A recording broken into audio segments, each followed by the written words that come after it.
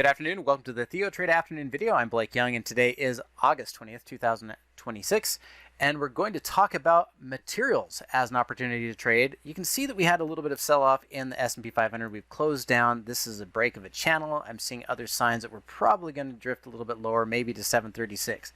We see that we have acceleration in the Chaikin, which means that we're distributing or selling off equities right now. But the only sectors that really did well are metals and mining and energy. And so as we look at that and say, well, metals and mining and energy, they're within the basic materials sector, we're looking for ways to create income or have lower risk trades. That's the way I want to look at the market in this uncertainty that we have as volatility is rising, equities are pulling back, and pretty much every sector was negative today.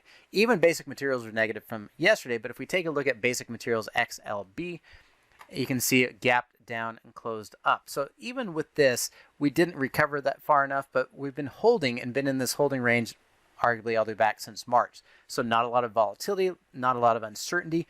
If the Treasury is going to buy up those bonds, we're likely to see higher inflation hedges. We're likely to see higher prices for metals and mining. That being the case, we could go in and trade gold. We could go in and trade copper, and as you're looking, this is a big, huge bullish candle, obviously, and we paused. I would like to buy gold on the pullback, and I'd like to buy copper. And if we look at gold on the pullback, that means we're not buying it today. That's fine. We're looking at HC, and HC is copper, and it's held, but it didn't really rally either. So it's just kind of holding in this flat area. We're seeing that in basic materials, ETF, copper, and even gold. After that big spike, it kind of held. Overall, we're still accumulating. I don't know if this is an indication of demand alone or if it's an indication of inflation hedges. So what I want to do is look for individual stocks like CF inside of basic materials to give us an opportunity to be able to take trades. And you'll notice it's a dividend stock. So if we can get a long-term trading strategy here or sell puts to get assigned at a lower cost, then we can collect premium while we wait and then premium after we're in the trade. CF has a dividend of about 1.9%. It's not what we're chasing, but it's a bonus. Take a look at what we're seeing in the short puts.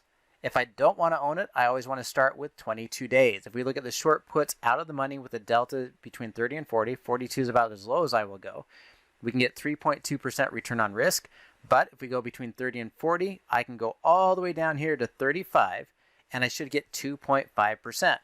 Now, if I'm getting paid 2.5% for 3 weeks, I'll get more if I go an entire month. So if I'm willing to own CF, if I think that materials are going to stabilize, I would go out an entire month. And an entire month will bring us all the way down to 120. So we have to fall to 120 and fall an additional 290 before we even lose a single penny if we go out an entire month, and they'll still give us 2.5%.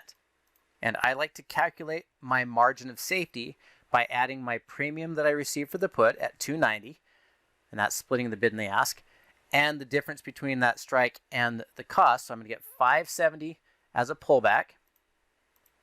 It has to drop 570, and it has to drop that additional 290. So the 290 and the 570 gives us an $8.60 safety net compared to the current price of $125.70. The question is, are you okay with getting 2.5% return for a month that gives you a 6.8% safety net?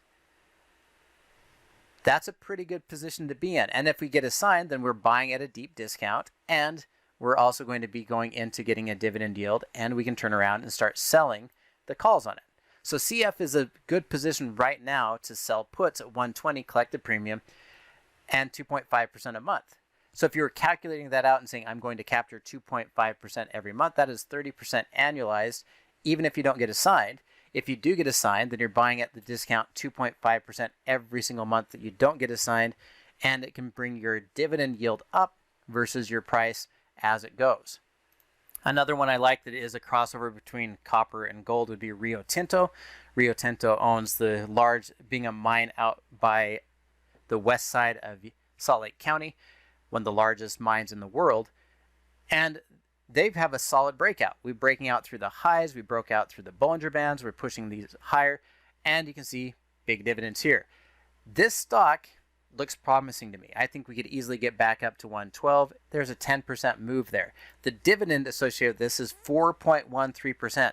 that would lead me to just simply buy the stock. Buy the stock outright, and buying 100 shares of stock so you can sell calls against it can increase your return. But either way, it's a 4% dividend yield paid semi-annually. Just missed this one, so we have a little ways to go. But if you want to get a little bit of a discount, go ahead and sell the at-the-money put for 2.4%. That's not giving you the same edge, the margin of safety. It's just a very strong stock and has held up very well here. There's no weekly options that we can really work it, so this is our only choice. This is part of the reason why I say, yeah, either buy the stock outright if you're wanting to get that dividend, or take a look at this and just sell the put to get in. That'll save you about 2.5% for 1 month.